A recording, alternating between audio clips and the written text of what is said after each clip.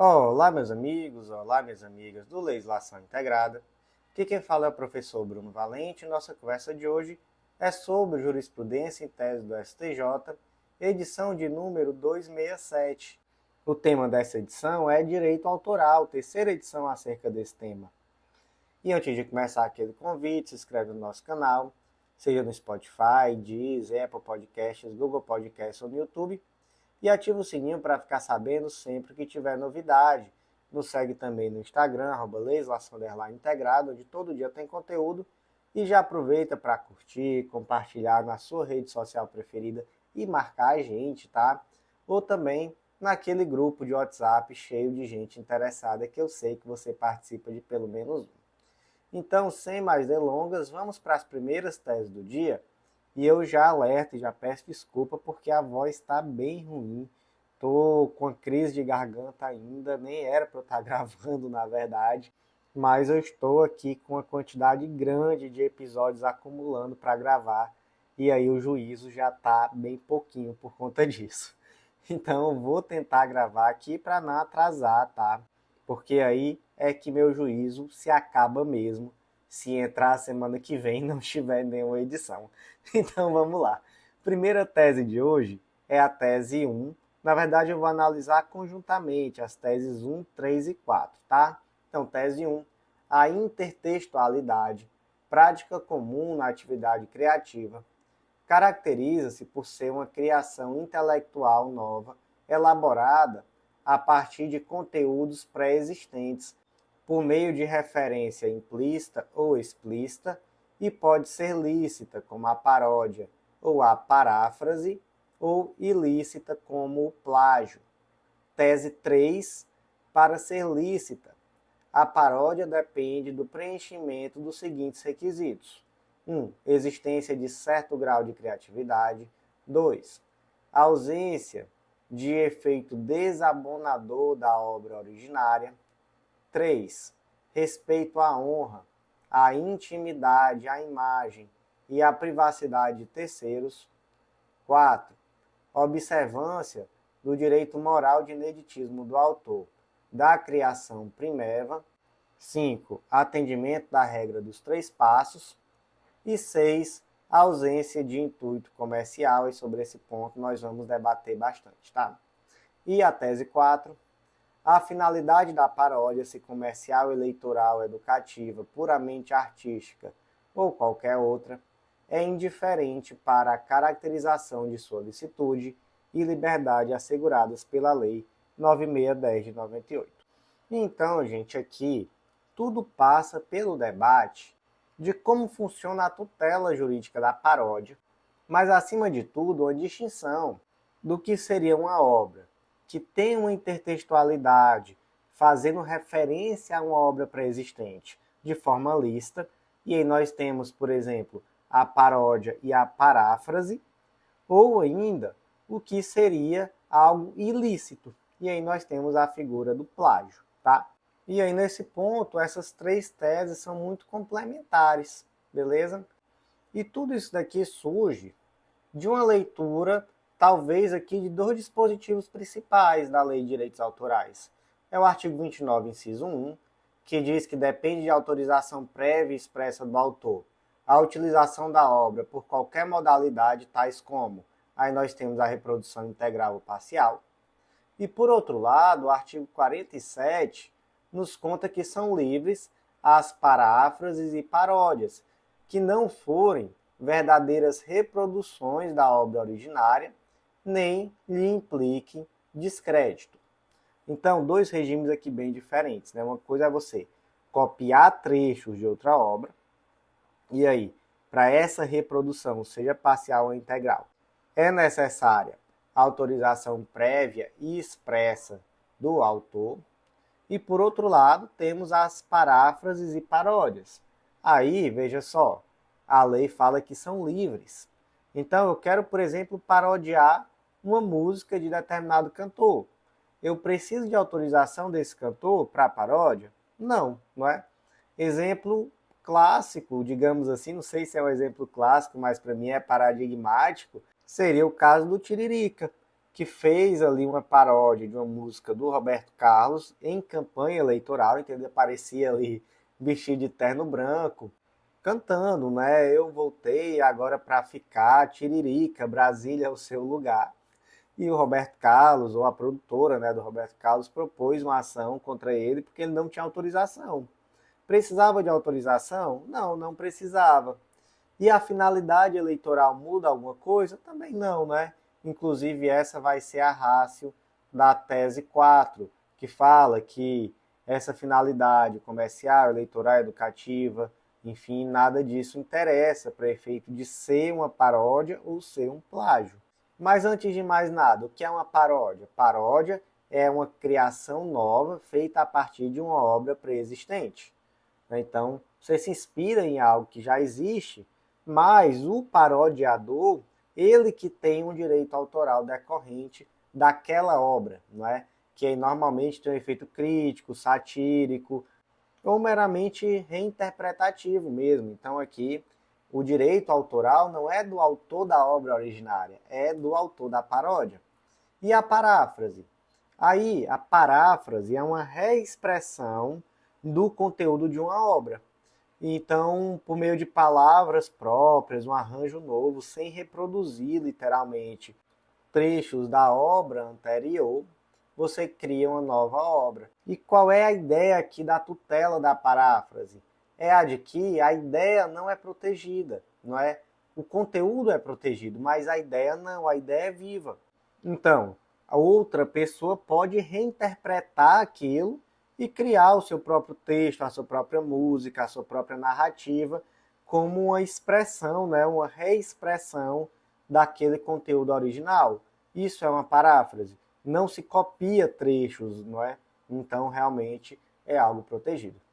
E o plágio? Aí o plágio já é aquela coisa descarada, né? Uma imitação, é uma cópia literal daquela obra inicial. Aí aqui nós temos uma apropriação fraudulenta da forma de expressão alheia. Então isso aqui é ilícito. Então quase sempre, quando nós tivermos ações sobre esse assunto, a discussão é: isso aqui é uma paródia, isso aqui é uma paráfrase, ou isso aqui seria um plágio? Aí eu trouxe para vocês aqui um caso concreto que também se tornou muito famoso. Foi o caso do Tim Maia, ou melhor, dos herdeiros do Tim Maia, né, já que ele já está falecido há muito tempo, que propuseram ação contra a Reserva, aquela marca de roupa, por conta de estampas de camisa que reproduziam quase que literalmente trechos de músicas do Tim Maia. Então, tinha uma que era assim: Guaraná e suco de caju e goiabada e sobremesa. E outra que era você e eu e você. Então, basicamente, o que mudava aqui? Era esse i. Então, a música era Guaraná, suco de caju, goiabada e sobremesa. E aqui, na camisa da Reserva, colocou um monte de i entre as palavras. Aí se pergunta, isso aqui viola o direito autoral? Sim, não é? Isso aqui não é uma paráfrase. Esse mero conectivo i não faz com que se torne uma intertextualidade lícita. Então isso aqui seria, na verdade, uma apropriação, não é, da obra do Tim Maia sem autorização prévia. Então, nesse caso aqui, houve sim uma condenação. Aí vamos entrar aqui com mais força nas teses propriamente, tá? Como é que a gente diferencia na prática? Então, o julgado traz alguns critérios. Você tem que verificar se há transformatividade, então se realmente essa nova obra é de fato uma obra nova, né? Ficou meio redundante, mas é isso, ou se é uma mera reprodução, ainda que com alguma tentativa de fazer parecer que não. Segundo é o grau de reprodução formal.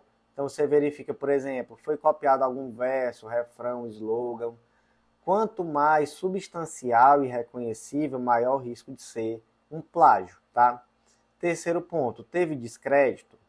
A nova obra, gente, inclusive se for uma paródia, não pode causar descrédito ao autor da obra primitiva. Isso daí está expresso na lei. É uma limitação que está lá no artigo 47. São livres as paráfrases e paródias que não forem verdadeiras reproduções da obra originária, nem lhe impliquem descrédito. Então também tem esse ponto. E o último ponto está relacionado com a exploração econômica. Aí, gente, aqui a coisa fica um pouco mais complicada, tá? Porque olha só, o STJ tem precedentes no sentido de que a finalidade da paródia é indiferente. Então, tanto faz se é comercial, eleitoral, como eu trouxe aquele exemplo do Tiririca, educativa, enfim, indiferente. Trouxe aí alguns julgados nesse sentido. Mas a segunda sessão do STJ acabou trazendo um amadurecimento desse tema, especialmente com esse debate sobre o teste dos 3 passos, que eu vou trazer para vocês o que seria, que aí acaba fazendo com que essa conclusão acerca da exploração comercial não seja tão preto no branco assim. E aí como seria esse teste dos 3 passos? Aqui nós temos algo que decorre do direito internacional e que diz basicamente que a lei do país só pode permitir utilização sem autorização quando simultaneamente, aí são os 3 passos, se trate de certos casos especiais, 2, que não conflitem com a exploração econômica normal da obra, e 3, que não prejudiquem injustificadamente os interesses legítimos do autor. Aí eu trouxe para vocês aqui no material, inclusive eu já comentei esse mesmo julgado informativo, que foi o caso da Gata do Paulistão, que foi criado pela Federação Atlética Paulista, que era um concurso, não é, um concurso de beleza relacionado ao Campeonato Paulista. E aí naquela oportunidade, a UOL elaborou uma enquete perguntando, né, quem você acha que deve ganhar a Gata do Paulistão do ano tal. E aí a Federação Atlética Paulista entendeu que se tratava de um uso indevido da marca. E a solução passou por esse teste dos 3 passos. Ele está previsto, gente, só para deixar aqui registrado, no artigo 9º da Convenção de Berna, tá? E aí, partindo disso, se entendeu que essa enquete não conflitou com a exploração comercial normal da obra, não prejudicou injustificadamente os direitos do autor. Na verdade, né, eu achei que até o contrário, trouxe maior visibilidade, né? E também entraria nesses certos casos especiais. Isso aqui é o que é mais abstrato, né? O que são esses casos especiais.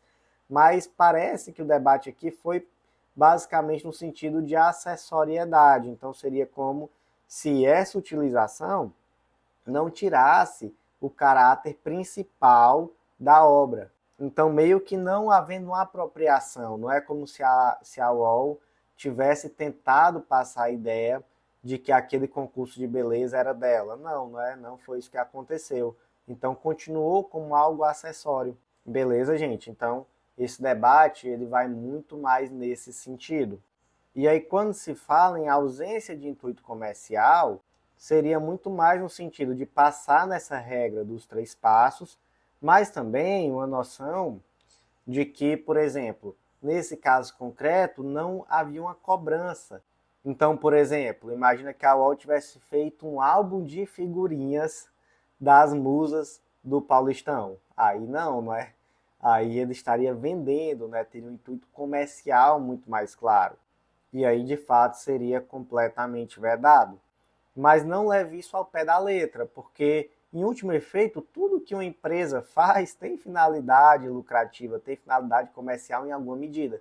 Mas não é isso, tá, que está sendo vedado. O que está sendo vedado aqui seria esse intuito comercial direto ou, não é, o desatendimento dessa regra dos 3 passos, onde você tem uma utilização que acaba prejudicando, de alguma forma, a utilização normal da obra pelo seu verdadeiro autor e conflitando, né, com a exploração comercial normal dessa obra. Beleza? Então, gente, vamos lá. Tese 1. A intertextualidade, prática comum na atividade criativa, caracteriza-se por uma criação intelectual nova, elaborada a partir de conteúdos pré-existentes, por meio de referência implícita ou explícita, e pode ser lícita, como a paródia e a paráfrase, ou ilícita, como o plágio. Tese 3. Para ser lícita, a paródia depende do preenchimento dos seguintes requisitos. 1. Existência de certo grau de criatividade. 2. A ausência de efeito desabonador da obra originária. 3. Respeito à honra, à intimidade, à imagem e à privacidade de terceiros. 4. Observância do direito moral de ineditismo do autor da criação primeva. 5.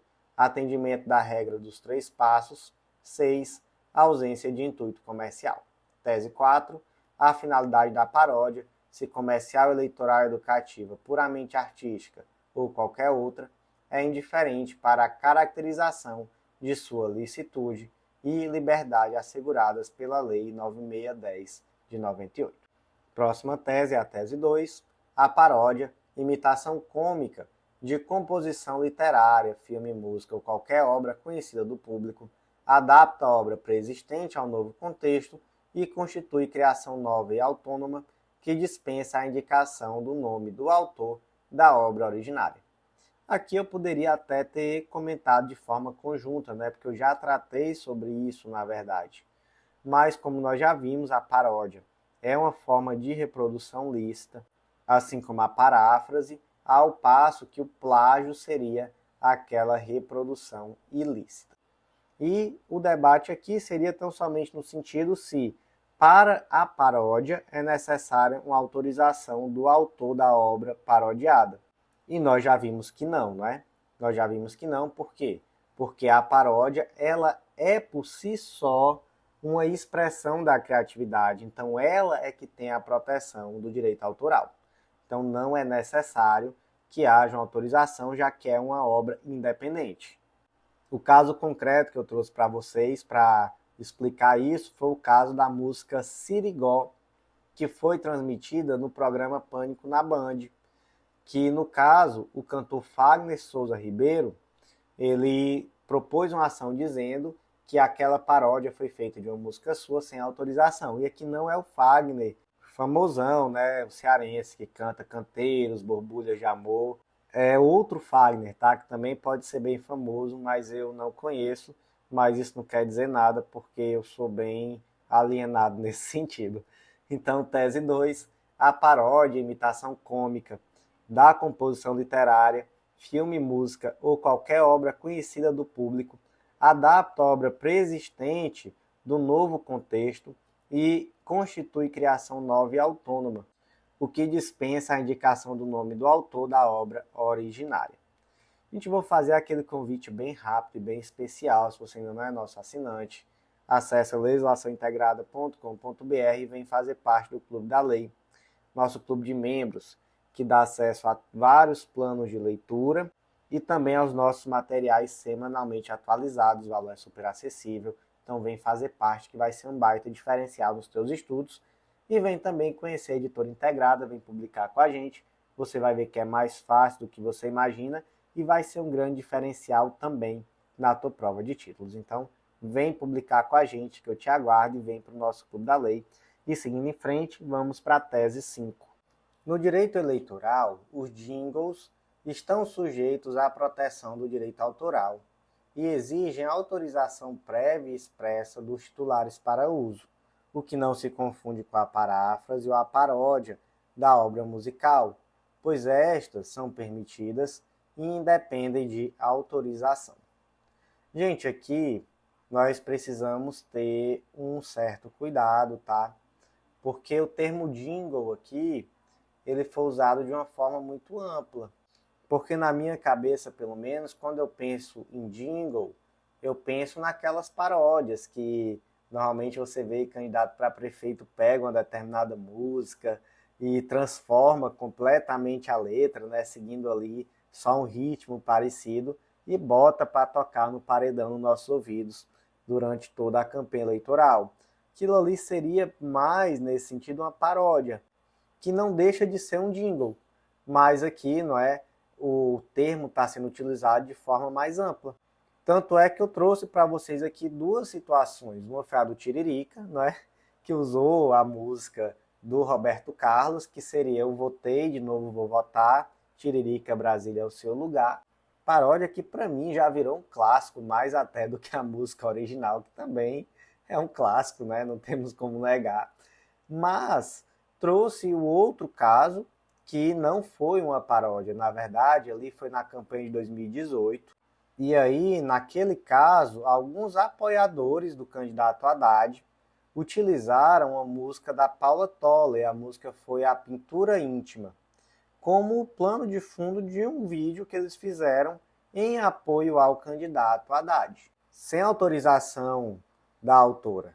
E aí o TRE mandou retirar o conteúdo do ar por propaganda irregular.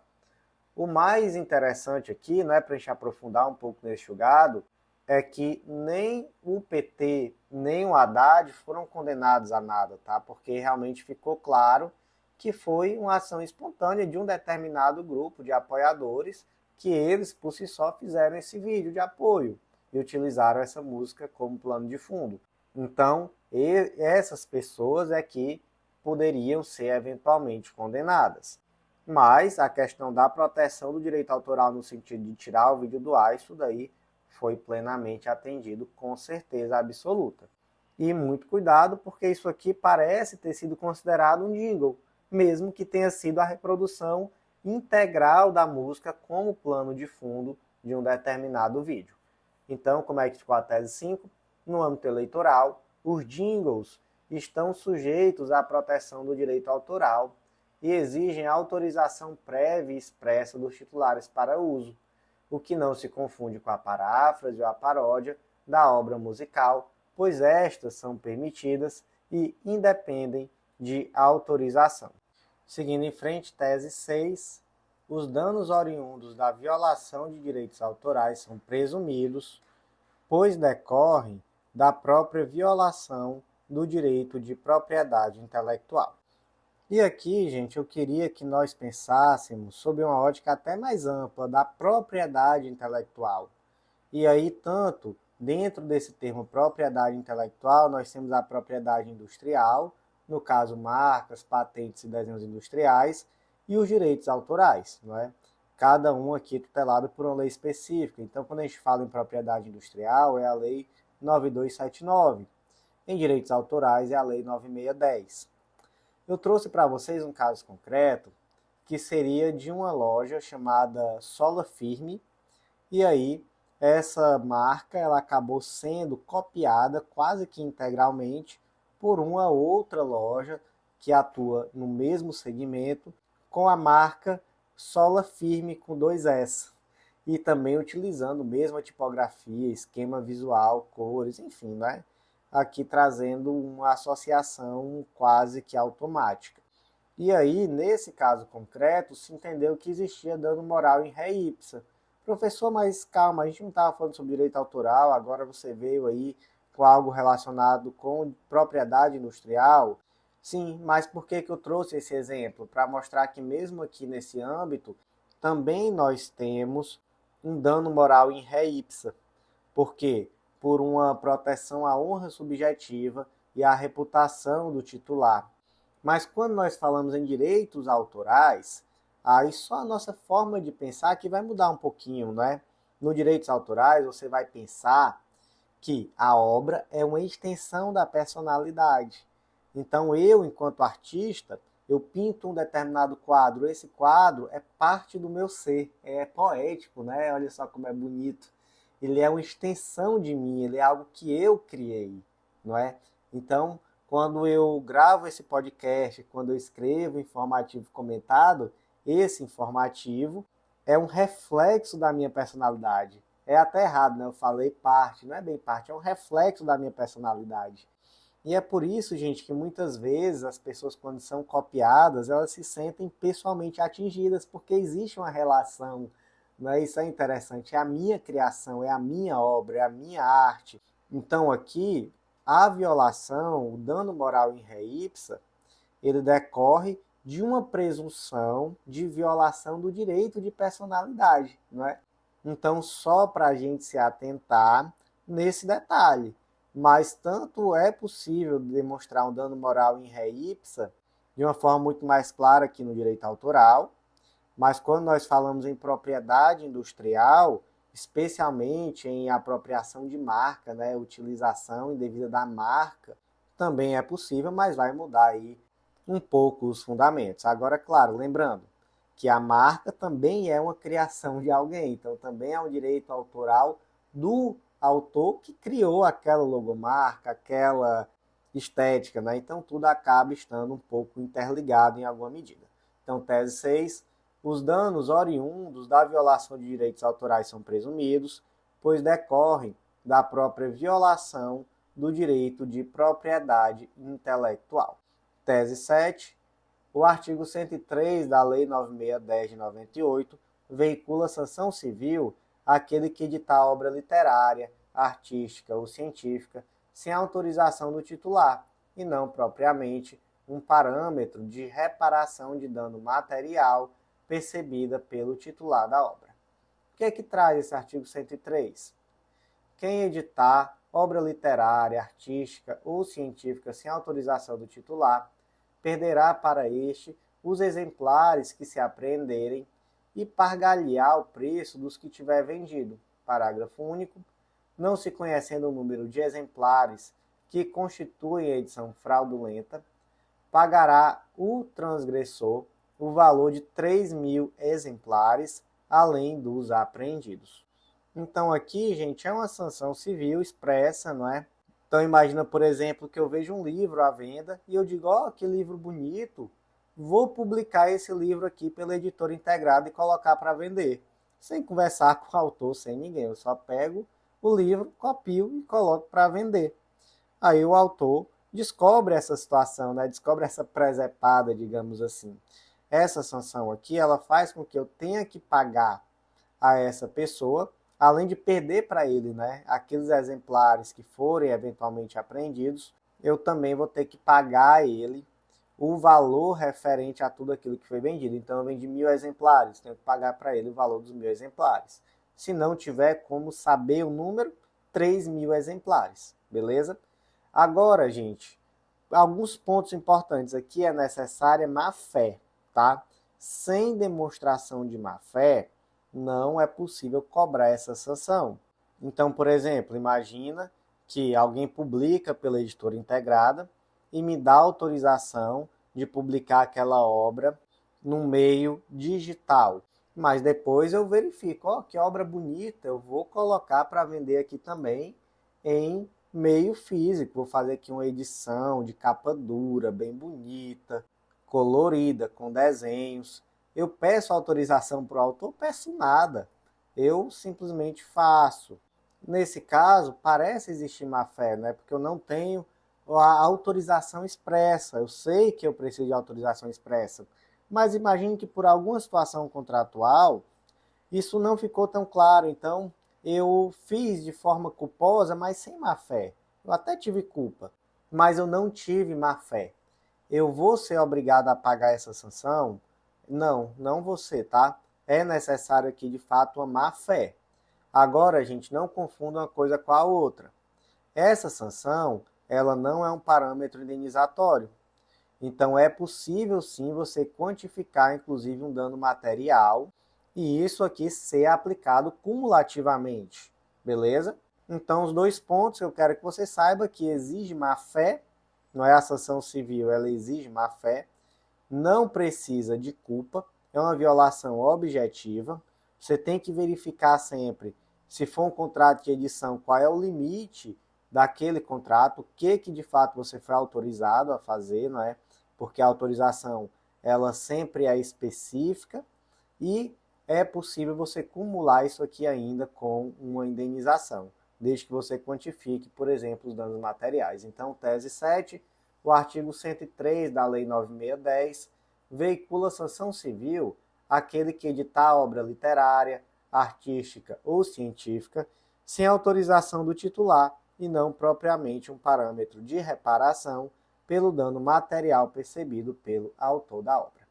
E agora, a última tese de hoje, tese 8, a aplicação da multa prevista no artigo 109 da Lei 9610 de 98 demanda a existência de má-fé e a intenção ilícita de usurpar os direitos autorais. Aqui é bem parecido, tá, com aquela primeira multa que nós conversamos, mas aqui já está relacionado à execução pública.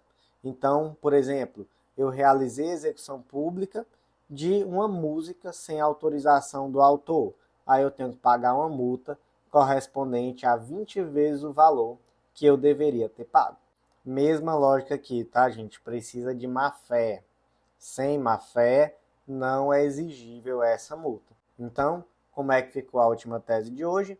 A aplicação da multa prevista no artigo 109 da Lei 9610 de 98 demanda a existência de má-fé e a intenção ilícita de usurpar os direitos autorais.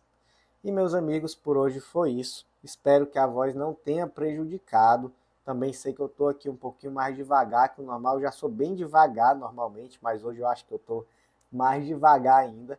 Mas eu espero que tenha sido legal, tá bom? Vou recuperar aqui um pouco a voz e ver se mais tarde eu consigo gravar mais uma edição, porque tem bastante coisa aqui na linha de produção. Então, por hoje foi isso. Eu agradeço muito a você que ouviu até o final e até a próxima.